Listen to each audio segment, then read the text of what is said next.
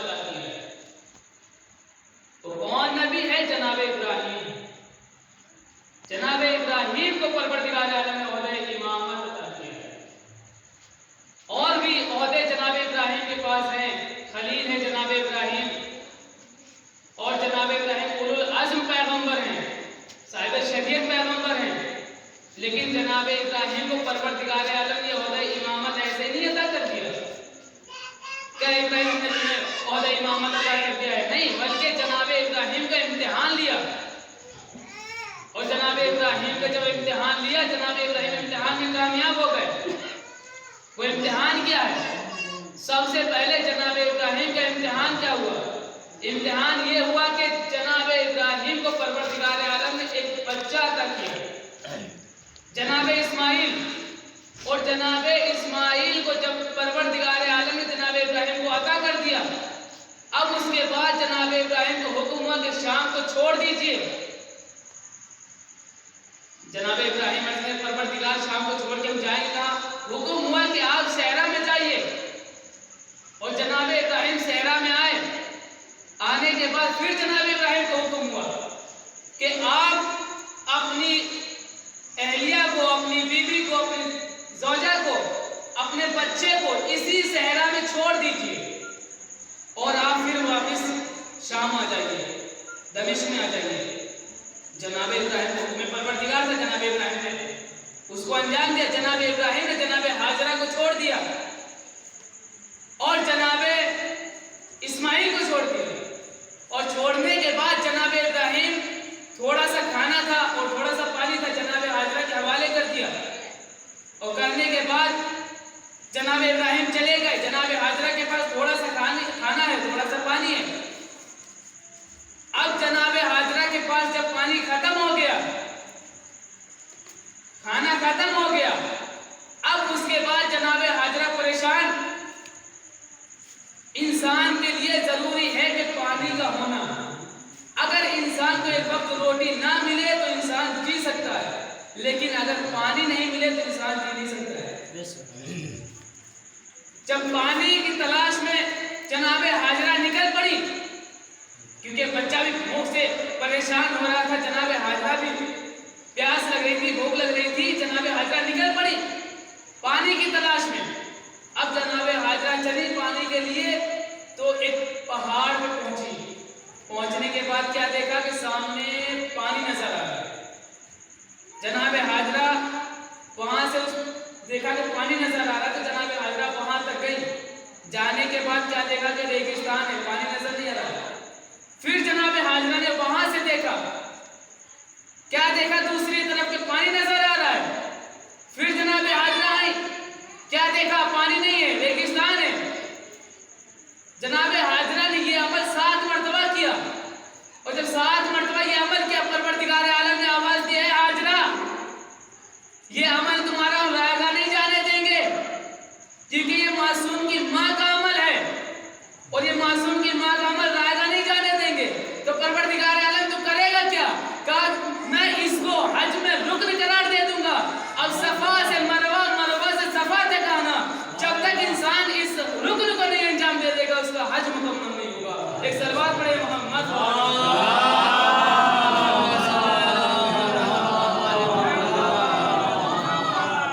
یہ امتحان جناب ابراہیم کا ہوا.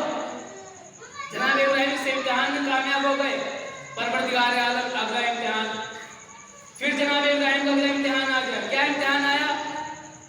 نمرود بادشاہ ہے، کہتا ہے کہ آپ خدا کی وحدانیت کا اعلان نہ کریں، خدا کی پرستش سے روکتا تھا، خدا کی عبادت سے روکتا تھا، لیکن جناب ابراہیم اللہ کی عبادت کے لیے، اللہ کی پرستش کے لیے اعلان کر رہے لوگوں کے درمیان، وہ منع کر رہا ہے کہ آپ خدا کی وحدانیت اقرار نہ کروائیں، لیکن جناب ابراہیم نہیں مانے۔ جب اس نے تمام اپنے منصوبے، جب اس کے تمام منصوبے فیل ہو گئے تو اس نے پھر لکڑیوں کا ایک ڈھیر لگوایا اور اس ڈھیر میں جناب ابراہیم کو ڈالنے کا پورا ارادہ کیا کہ ارادہ ہی کر دیا۔ اب منجنیق بلائی گئی، منجنیق سے جناب ابراہیم کو اس منجنیق میں رکھا گیا اور آگ میں ڈالا گیا۔ آگ اتنی اونچی روشن تھی، اگر کوئی پرندہ اس کے اوپر سے گزر جاتا تو جل کے راکھ ہو جاتا، اتنی اونچی آگ روشن تھی۔ جناب ابراہیم کو اس آگ میں ڈالا گیا۔ اب جناب ابراہیم جب اس آگ میں جانے لگے تو فرشتوں نے پروردگار عالم کی بارگاہ میں کہا کہ پروردگار تیرا مخلص بندہ، تیری خدائی کا اعلان کرنے والا بندہ، تیری وحدانیت کا اقرار کرانے والا بندہ، تیرا مخلص بندہ، تیرا عبادت گزار بندہ آگ کے حوالے کر دیا گیا، آگ میں جا رہا ہے۔ ادھر جب فرشتوں نے یہ کہا، ادھر پروردگار عالم نے فرشتوں سے کہا جاؤ جا کے ابراہیم کی مدد کرو۔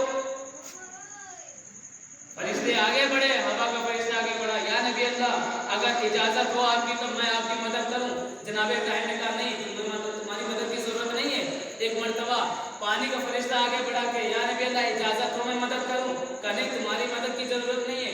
پھر جناب جبرائیل آگے بڑھے، یا نبی اللہ اے حبیب خدا کیا مدد کی ضرورت ہے؟ ایک مرتبہ جناب ابراہیم کہتے ہیں اے جبرائیل سن، مدد کی ضرورت ہے لیکن تم سے نہیں۔ کیا محترم، مدد کی ضرورت ہے لیکن تم سے نہیں۔ پھر جناب ابراہیم مدد کی ضرورت ہے لیکن فرشتے سے نہیں، کس سے؟ کہا میں جس کے لیے اس آگ میں پھینکا گیا ہوں، میں جس کے لیے اس آگ میں پھینکا گیا ہوں مجھے اس کی مدد کی ضرورت ہے۔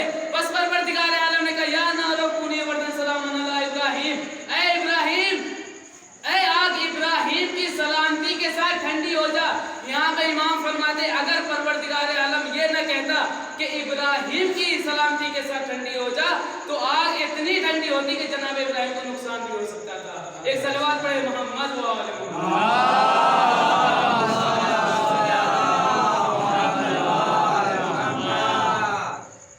یہ جناب ابراہیم امتحان دے رہے ہیں۔ ایک امتحان جناب ابراہیم کا یہ ہوا کہ پروردگار عالم کا حکم ہوا ہے ابراہیم اے اسماعیل جاؤ خانہ کعبہ کی دیواروں کو بلند کرو۔ جب جناب ابراہیم خانہ کعبہ کی دیواروں کو بلند کرنے کے لیے آئے تو پروردگار عالم نے جناب جبرائیل کو بھیجا، اے جبرائیل جاؤ میرے حبیب کی مدد کرو۔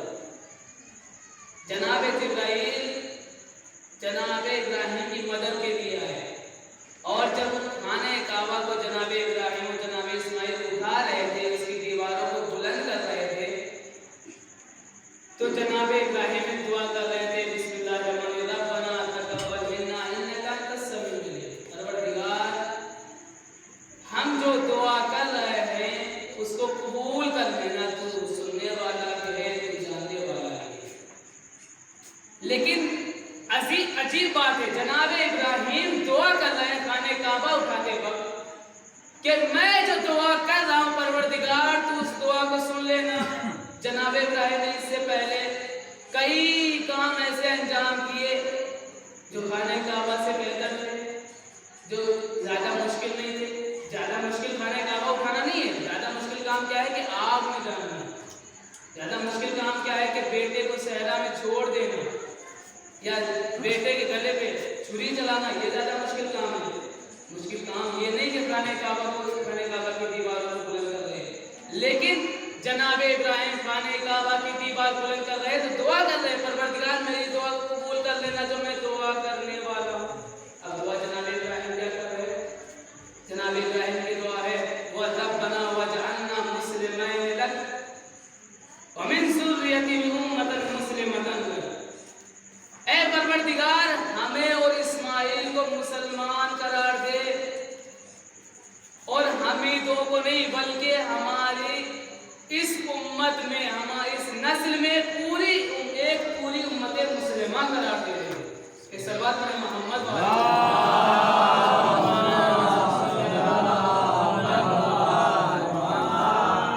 क्या कहा कि परवरदिगार मुझे मुसलमान करार दे और इस्माइल को और मेरी नस्ल से, मेरी ज़ुर्रियत से एक पूरी उम्मत मुसलमा करार देना। ये जनाब इब्राहिम खाने काबा उठाते वक्त दुआ क्यों कर रहे?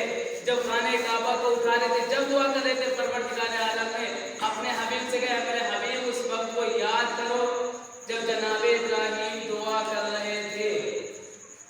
ये दुआ जनाब इब्राहिम ने की, परवरदिगार आलम ने अपने हबीब से कहा उस वक्त को याद करो। अच्छा, ऐसा ने मोहतरम जनाब इब्राहिम दुआ करते खाने काबा में एक घर बना के पत्थरों को उठा के रख रहे हैं जनाब इब्राहिम। लेकिन जनाब इब्राहिम जान रहे थे कि इसकी अजमत क्या है, इसकी अजमत क्या है। अगर जनाब इब्राहिम खाने काबा की अजमत को ना समझते तो फिर दुआ ना करते, दुआ उस वक्त करते जब बेटे के गले में छुरी चला रहे, दुआ उस वक्त करते जब आग में डाले जा रहे। एक सबक बड़े मोहम्मद वाले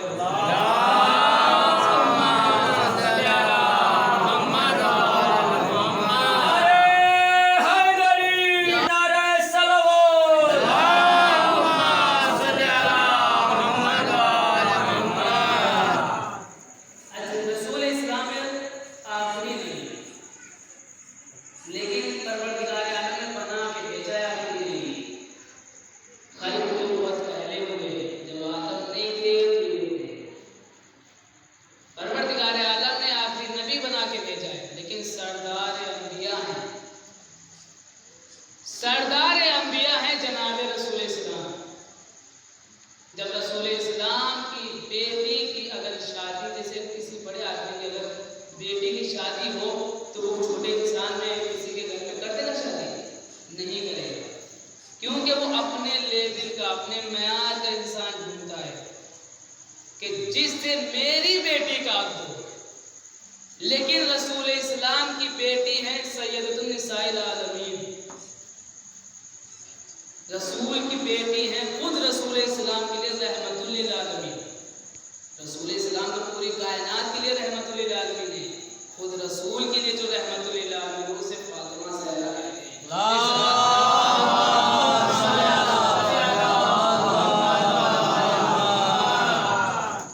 अच्छा, रसूल इस्लाम की बेटी का रिश्ता अगर रसूल इस्लाम थे तो किसको देंगे? जनाब आदम को देंगे?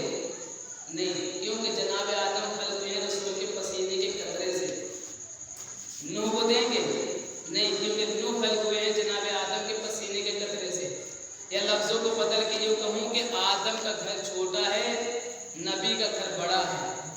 नूह का घर छोटा है, नबी का घर बड़ा है। शीश का घर छोटा है, नबी का घर बड़ा है। इब्राहिम और इस्माइल का घर छोटा है, नबी का घर बड़ा है। मूसा और ईसा का घर छोटा है, नबी का घर बड़ा है, क्योंकि ये पैदा हुए हैं नबी के कतरे से, नबी के पसीने के कतरे से ये खल्क हुए हैं। लेकिन नबी का घर बड़ा, इनका घर छोटा।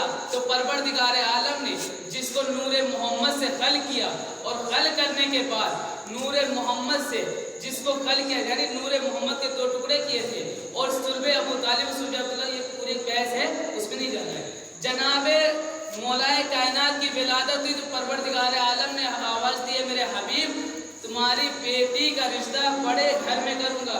वो बड़ा घर क्या है? जिसको जनाब इब्राहिम उठाते वक्त दुआ कर रहे थे, परवरदिगार मुझे मुसलमान करार देना और मेरी पूरी उम्मत मुसलमा, यानी एक पूरी उम्मत मेरी नस्ल से मुसलमान करार देना। ये खाने काबा उठाते वक्त दुआ कर रहे थे। ये इसलिए दुआ कर रहे थे क्योंकि जनाब इब्राहिम को पता था कि परवरदिगार आलम एक ऐसे हादी को, एक ऐसे रहबर को इस खाने काबा में पैदा करेगा जो रसूल का जानशीन होगा, जो रसूल का मददगार होगा। और इसीलिए रसूल इस्लाम ने जब मौलाए कायनात की विलादत हो गई تو رسول اسلام آئے، منتظر رہے۔ رسول اسلام کو پتا تھا کہ مولا کائنات کی ولادت ہو گئی، چاہتے تو چلے جاتے، ڈائریکٹ نہیں کہ بلکہ خانہ کعبہ کے پاس آئے اور انتظار کرتے رہے۔ خانہ کعبہ کے پاس آ کر انتظار کرنا رسول اسلام کو یہ بتا رہا ہے کہ ہم نے پہلے کا انتظار کیا ہے، تم آخری کا انتظار کرنا۔ ایک صلوات پڑھے محمد و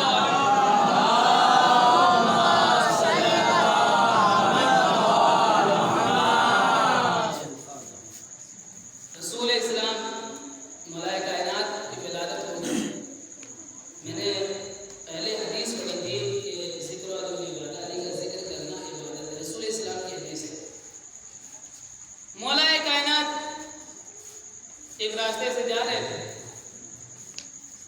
جناب پیغمبر ساتھ میں، جناب پیغمبر پیچھے پیچھے، مولا آگے آگے۔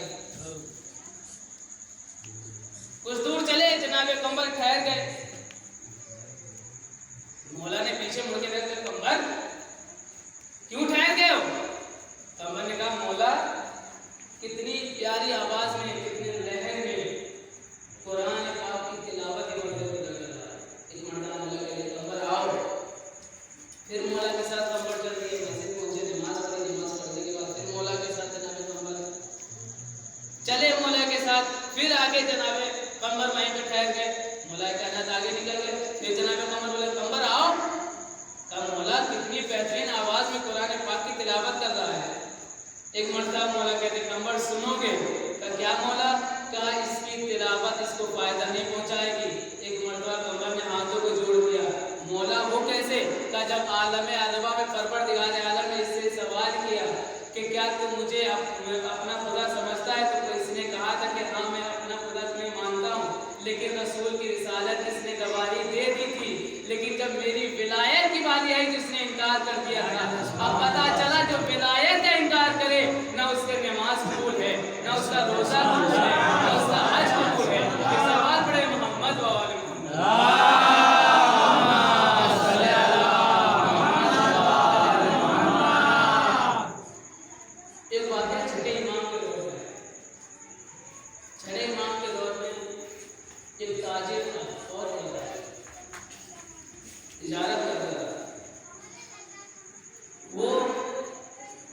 دریا کے اس پار رہتا تھا اور مدینے آیا تجارت کرنے کے لیے۔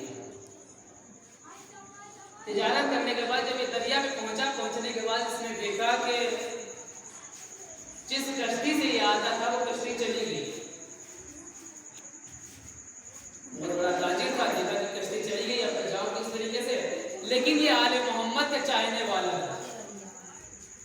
آیا چھٹے امام کے دروازے پہ آنے کے بعد اس نے تقلبات کیا، امام کا غلام معروف گھر سے باہر آنے کے بعد پوچھا کیا بات ہے، کیوں آئے ہو، کیا مشکل ہے؟ کہا کہ میں امام سے ملنا چاہتا ہوں۔ معروف کہتے ہیں کہ میرا مولا ابھی کھانا کھا کے آرام کر رہا ہے، میرا مولا کھانا کھانے کے بعد آرام کر رہا ہے، آپ جاؤ بعد میں آنا۔ لیکن وہ کہتا ہے کہ میں تاجر ہوں، مجھے دریا کے اس پار جانا ہے، میری مشکل کو حل کروا دیجیے۔ ایک مرتبہ مولا کا غلام نے قلم کو اٹھایا اور کاغذ کو لیا، لینے کے بعد اس پہ صرف جعفر لکھا، لکھنے کے بعد اس کے حوالے کر دیا کہ جا دریا میں جانا، جانے کے بعد جعفر جعفر کہتا جانا نہیں، بلکہ معروف خود اپنا نام لکھا، خود اپنا نام لکھا معروف، اور کہا جانے کے بعد دریا پہ جانا، معروف کہتا جانا، دریا میں راستہ بنتا جانا۔ یہ تاجر تھا، گیا جانے کے بعد دریا میں پہنچا، اس نے زور سے کہا معروف، دریا میں راستہ بن گیا، یہ چلا گیا۔ کچھ دنوں کے بعد پھر یہ امام کی خدمت میں آیا، ایک مرتبہ آنے کے بعد اس نے امام سے اپنا سارا واقعہ بیان کیا۔ امام نے کہا معروف کو بلایا جائے، دربار آل محمد سجا ہوا تھا، معروف کو بلایا گیا۔ بلانے کے بعد امام نے کہا معروف اس کو پہچانتے ہو؟ آنکھوں میں آنکھیں ڈالی، کہا ہاں مولا پہچانتا ہوں۔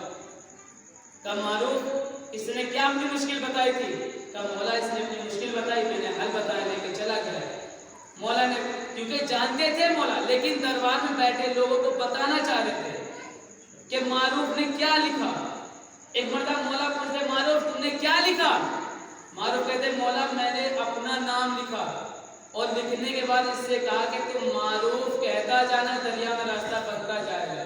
ایک مرتبہ امام کہتے معروف تم میرا نام لکھ دیتا کہ جعفر جعفر کہتا جا، دریا میں راستہ بنتا جائے گا، میں نہیں صحیح میرے جد علی کا نام لکھ دیتا، میرے جد علی کا نام نہیں صحیح بلکہ میرے نانا رسول اللہ کا نام لکھ دیتا۔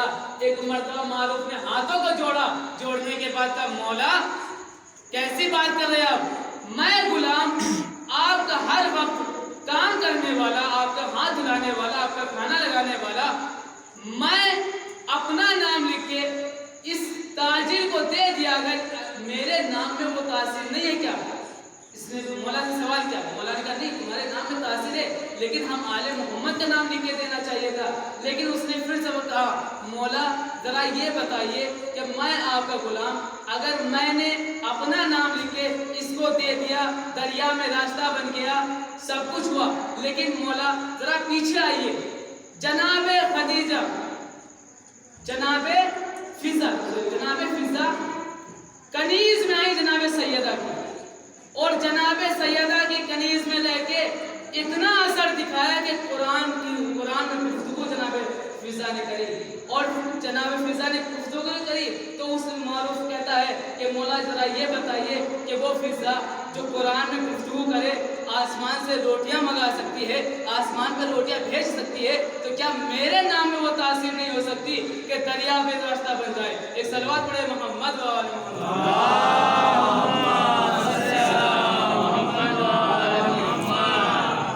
آل محمد کی عظمت کو پہچانا ہی نہیں لوگوں، اگر آل محمد کی عظمت کو پہچانتے تو امام حسن علیہ السلام کو لوگوں نے دربار میں بلایا، سوچا کہ ذلیل کر دیں گے، رسوا کر دیں گے امام کو، اور امام وہ ہوتا ہے جو آنے والے زمانے کی خبر رکھتا ہے۔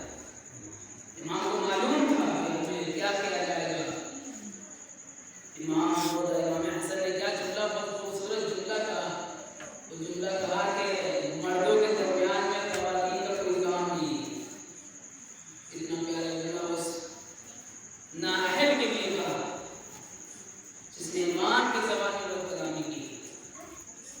امام کی معرفت لوگوں نے نہیں پہچانا، یہ مولا کائنات خود فرماتے ہیں کہ میرے پاس جتنا علم تھا اتنا کسی نے لیا ہے، اور جتنا بڑا میں سخی تھا اتنا کسی نے مانگا، خود مولا کائنات فرماتے ہیں۔ حضرات محترم، رسول اسلام کا زمانہ ہے، بڑی آئی رسول اسلام کے پاس آنے کے بعد کہا کہ یا رسول اللہ آپ جب دنیا سے چلے جائیں گے تو میں کس طریقے سے پہچانوں گی کہ آپ کے بعد ہادی کون ہے، رہبر کون ہے، پیشوا کون ہے، قائد کون ہے۔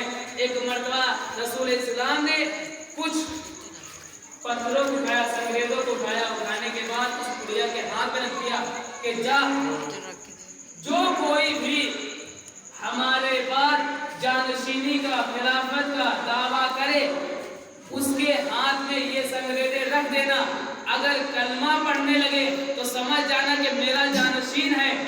رسول اسلام کا دور گزرا، گزرنے کے بعد لوگوں نے اپنے کو جانشین کہا، اپنے کو خلیفہ کہا، بڑھیا گئی، جانے کے بعد سنگریزوں کو لیا، اور جس نے کہا تھا کہ میں رسول کا جانشین ہوں، میں رسول کا جانشین ہوں، میں رسول کا خلیفہ ہوں، اس کے ہاتھ میں رکھ دیا، کہا کہ اگر تو رسول کا جانشین ہے، رسول کا خلیفہ ہے تو یہ سنگریزے لے، اگر یہ سنگریزے تیرے ہاتھ میں کلمہ پڑھنے لگے تو میں سمجھ جاؤں گا کہ تو رسول کا جانشین ہے، میں تجھ پہ ایمان لاؤں گی۔ ایک مرتبہ سنگریزے لی، اب سنگریزے تو لے لی لیکن کلمہ نہیں پڑھا، وہ بڑھیا پھر چلی آئی، کسی نے آل محمد کے در بتایا، یہ بڑھیا گئی مولا کائنات کے پاس، سب کلمہ پڑھنے لگی، یہاں تک کہ چوتھے امام کا دور آیا۔ جب یہ چوتھے امام کے دور میں آئی، آنے کے بعد اس کو کسی نے بتایا کہ ایک عابد ہے، ایک عبادت گزار ہے، ایک سجاد ہے، سجدوں کی زینت ہے، ایک مسجد میں عبادت کر رہا ہے، جا ان کنکریوں کو لے کے، ان سنگریزوں کو لے کے اس کے پاس جا، اگر کلمہ پڑھنے لگے تو سمجھ جانا کہ وہ جانشین رسول ہے۔ چوتھے امام کے پاس آئی، کیا دیکھتی کہ امام نماز پڑھ رہے ہیں، امام نماز پڑھ رہے ہیں، ابھی امام نماز پڑھ رہی ہے، کھڑی رہی۔ جب نماز ختم ہو گئی، امام نے ایک مرتبہ پیچھے مڑ کے کہا